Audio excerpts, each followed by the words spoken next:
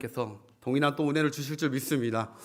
오늘 말씀의 제목은 오늘 하루 종일 우리 입에서 떠나지 않았던 그 단어입니다. 은혜입니다. 은혜, 카리스, 은혜. 오늘 본문에서 사도 바울이 이렇게 고백을 하죠. 나의 나 된 것이 다 하나님의 은혜로 된 것이다. 여기서 나의 나 된 것, 나의 나가 두 번 나오는데 맨 처음 나하고 그 뒤에 나가 다릅니다. 맨 처음에 나는 예전의 나이고 그 예전의 나가 지금 내가 됐다. 지금의 나다. 예전의 나와 지금의 나가 대조되고 있는 모습을 보이고 있습니다. 전에는 내가 죄인이었다. 근데 지금의 나는 의인이다. 전에는 내가 세상 사람들이었다. 그러나 지금의 나는 성도이다. 전에 나는 하나님의 교회를 핍박하는 자였다. 그러나 지금의 나는 하나님의 교회 일꾼이 되고 전도자가 되었다. 이 모든 것이 내가 된 것이 아니라 이것도 다 하나님의 은혜로 된 것이다. 계속 이렇게 고백을 하고, 그러니까 그 전에는 은혜 없이 살았던 나다. 근데 지금은 은혜로 사는 자다. 나는 이렇게 행복한 자다라고 당당하게 고백하고 있는 우리 사도 바울을 볼 수가 있습니다. 이 고백이 사도 바울의 고백뿐만이 아니라 바로 저와 여러분의 오늘, 내일, 지난날의 모든 고백인 줄 믿습니다.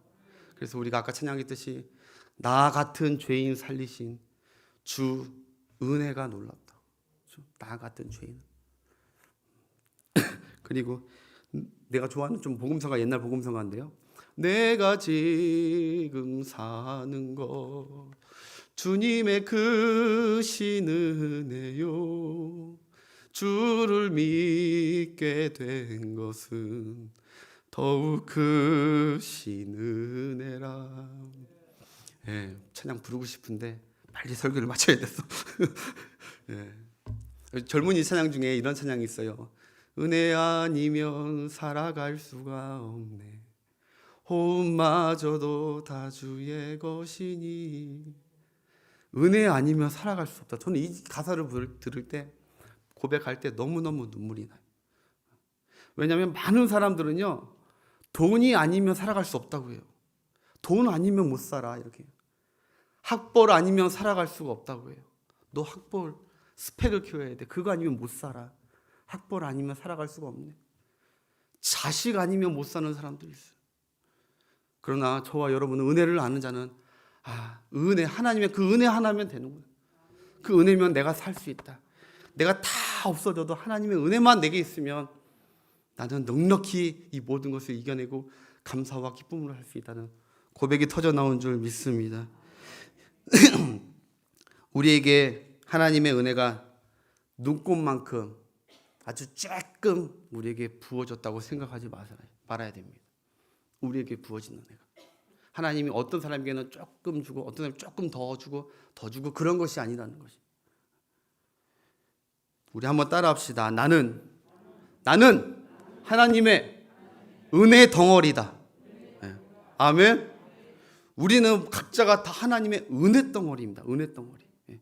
골치 덩어리도 아니고 죄 덩어리도 아니고 근심 덩어리도 아니고, 우리 눈에는 그렇게 보일 수 있지만 하나님이, 그리고 믿음의 눈을 뜬 사람들이 봤을 땐 우리 각자에게 다 하나님의 은혜 덩어리입니다.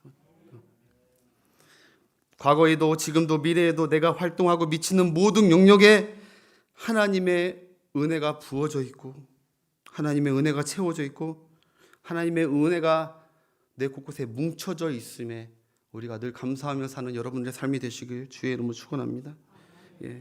마치 아침에 안개와 이슬이 온 지구상을 아침에 덮듯이 촉촉하게 온 우주의 두 가지가 충만히 덮고 있는 것이 있습니다.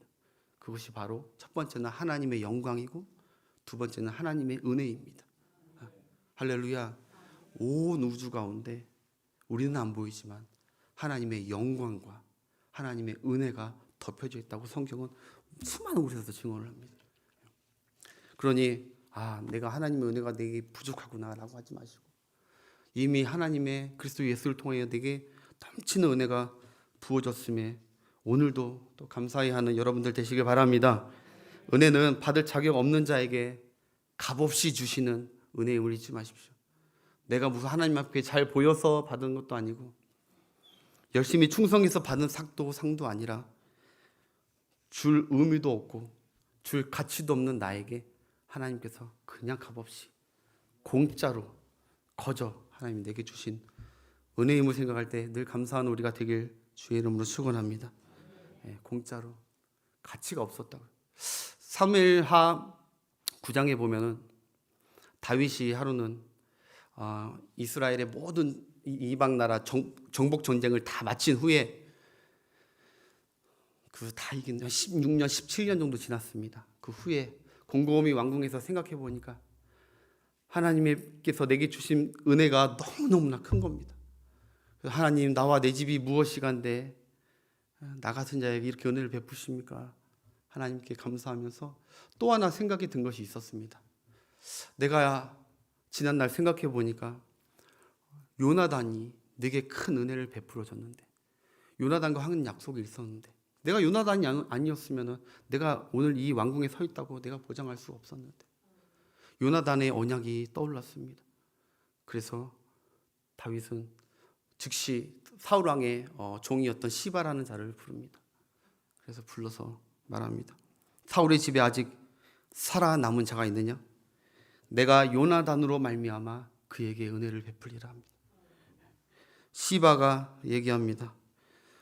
요나단의 가문에 요나단의 아들 하나가 있습니다. 이름은 무비보셋인데 그 무비보셋은 두 다리를 접니다. 그래서 왕이시여 굳이 상관하고 그저 그냥 뭐 해야 될 그럴 가치가 없는 존재입니다. 라는 뜻입니다. 그런데 다윗은 그러냐고, 그자가 지금 살아있냐고, 그자가 어디에 있냐고 물어보죠. 로드발 암미엘의 아들 미갈의 집에 있다고 합니다. 그러자 다윗이 곧바로 요나단을 생각해서 그 은혜를 갚고자, 그 언약을 지키고자 즉각 신하를 보내서 그 무비보셋을 데려오지. 그 이제 얘기가 있는데 우리 한번 5절부터 사무엘상 9장 5절부터 무비보셋이 다윗 왕께 나옵니다. 함께 읽겠습니다. 다윗 왕이 사람을 보내요.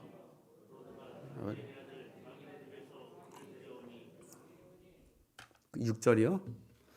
사울의 손자 요나단 아들 무비보셋이 다윗에게 나와 그 앞에 엎드려 절하.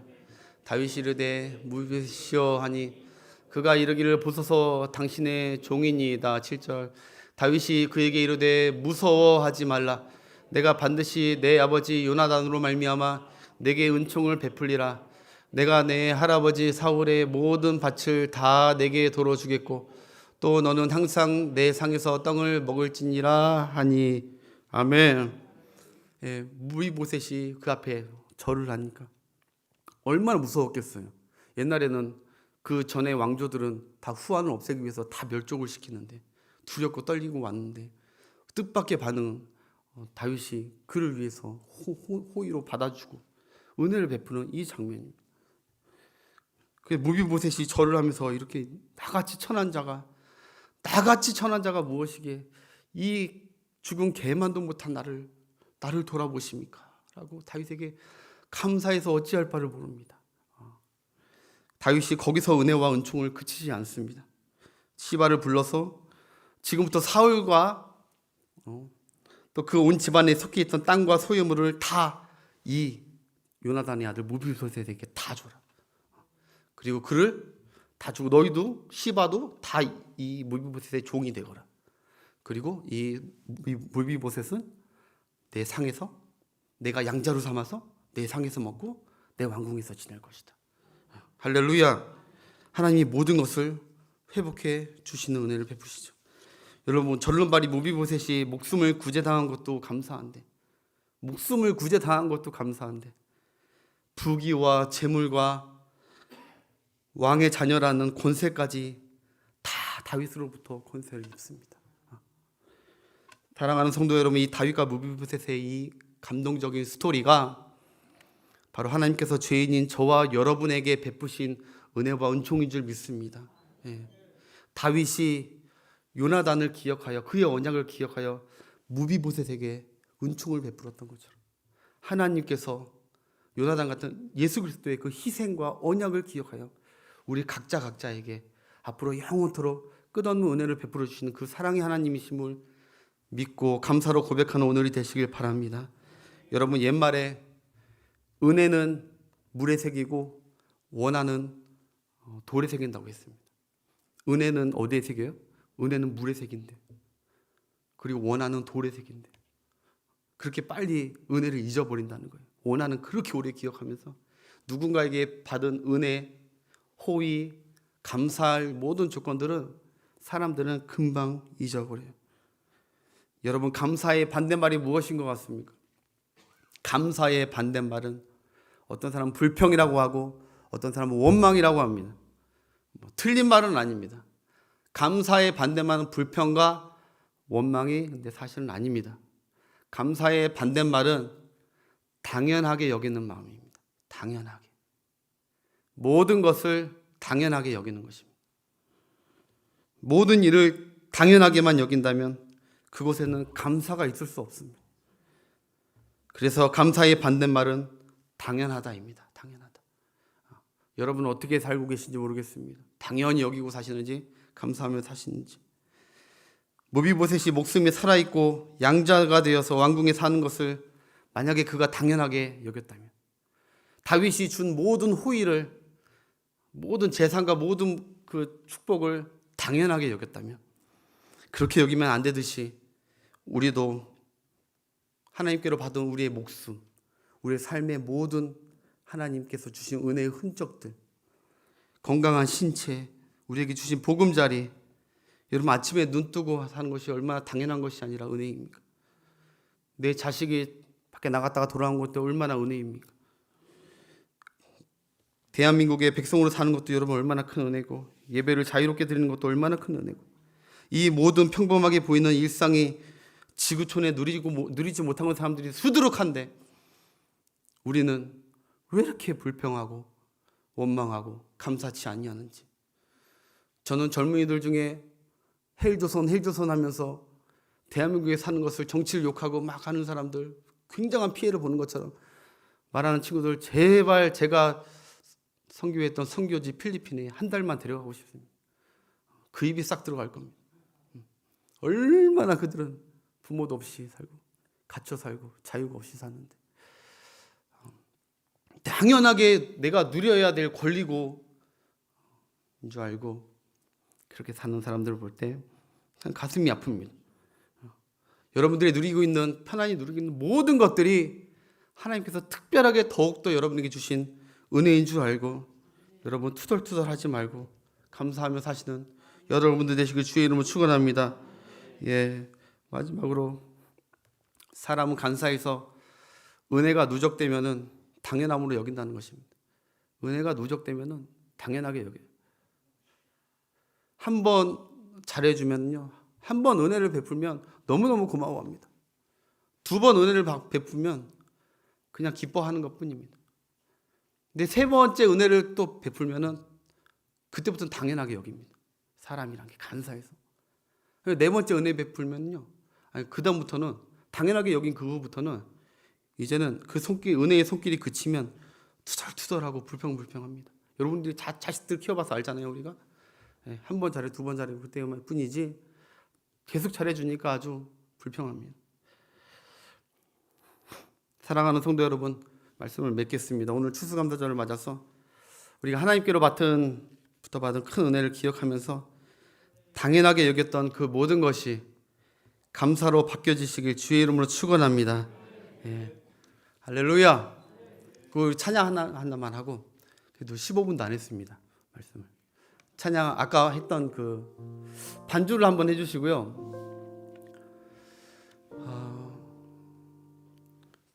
이 찬양이 저도 지난주에 이제 목사님께 들어서, 와, 이렇게 좋은 찬양이 있나? 일주일 내내 이 찬양을 이제 제가 듣고 일하고 했습니다. 근데 그 찬양도 은혜롭지만 그 밑에 댓글들이 다들 막 성도들이 막 간증을 거기다 막 댓글을 수천 개씩 남기는 거예요. 그 중에 맞구나, 또 이렇게 또 고백하는 분들도 계시구나 싶어서 여러분들에게 한번 소개하고 이 찬양하고 기도하고 마실까 합니다. 이게 아까 불렀던 찬양인데요. 어떤 분이 이렇게 남겼어요. 내가 잘해서가 아니고 내가 잘난 게 아니었고 이 모든 것이 은혜였음을 고백합니다. 또 어떤 분은 교회에서 따돌림 당하며 20년을 버티다 잠시 교회 공동체를 떠나고 나니 지난날 고통의 시간에서도 예배 드릴 수 있었던 자리도 교사로 헌신할 수 있었음이 오직 그 모든 것이 은혜였음을 이제야 고백합니다. 한 불신자가 이렇게 남겼어요. 저는 종교는 없지만 오늘 이 음악을 듣고 이런 마음으로 신을 믿는구나 라고 느낍니다. 내 삶에 당연한 것 하나도 없다는 마음, 감사한 마음, 이것을 은혜라고 한다는 걸 마음에 새기겠습니다. 불신자들도 이게 은혜라는 것을 이제 알았다는 거예요. 한 가슴 아픈 사연 하나만 소개하겠습니다. 아들을 천국으로 보낸 엄마의 댓글입니다. 우리 아들 천국에서 행복하고 편안하니? 너와 함께 손잡고 길을 걸을 수 있었던 것, 너를 위해 밥을 챙겨줄 수 있었던 것, 너의 목소리를 매일 들을 수 있었던 것, 엄마의 아들로 태어나 준 것, 그 모든 것이 하나님이 주신 은혜였다는 것을 어리석은 엄마는 이제야 깨닫고 회개하게 되네. 너는 당연한 엄마의 아들이 아닌 하나님의 은혜로 엄마에게 온 선물이었단다. 안타깝지만 자식을 잃고 나서 이제 일상이 얼마나 은혜였는지 깨달은 한 부분. 하나만 더 소개하겠습니다. 이 찬양을 들으며 유치원 가는 아이의 뒷모습을 보는데 어찌나 감사하고 감격과 눈물이 나던지, 때론 내 속이 뒤집혀져 미울 때도 있지만 이 아이들을 주신 하나님 아버지의 은혜, 이 아이들을 지켜주시고 함께 하게 해주시는 은혜, 모든 것이 당연한 것 아니라 은혜임을 고백합니다. 하나님 감사하고 사랑합니다. 할렐루야. 여러분들도 각자 개인적으로 생각해보면, 야, 진짜 지금 걸어온 게 진짜 다 하나님의 은혜였구나, 이렇게 고백할 수밖에 없는 하루일 것입니다. 오늘 추수감사절이니까 마지막 이 찬양, 아직 하나님께 충분한 감사를 못 드리는 뭔가의 허전함이 계시다면 하나님께 받은 은혜들을 떠올리면서 감사하면서 찬양하고 기도하고 마치겠습니다.